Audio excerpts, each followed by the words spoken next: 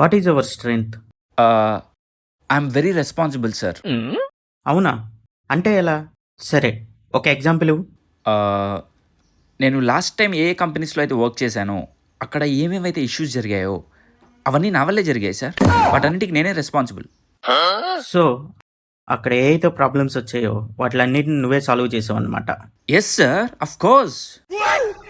Okay, నువ్వు work విషయంలో ఎలా పాజిటివ్గా ఉంటావు? అబద్ధాలు చెప్పి. ఏంటి?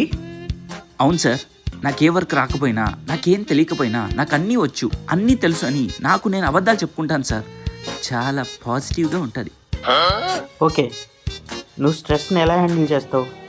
సింపుల్ సార్, నా పక్కన వాళ్ళని కూడా స్ట్రెస్ ఫీల్ అయ్యేలా చేస్తా. నువ్వు చాలా కంట్రీలో ఉన్నావు బేటా. బ్యాలెన్స్ అవసరం సార్ లైఫ్లో.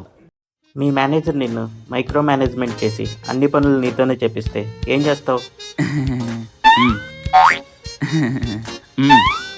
అదే ఏం చేస్తావు చెప్పు.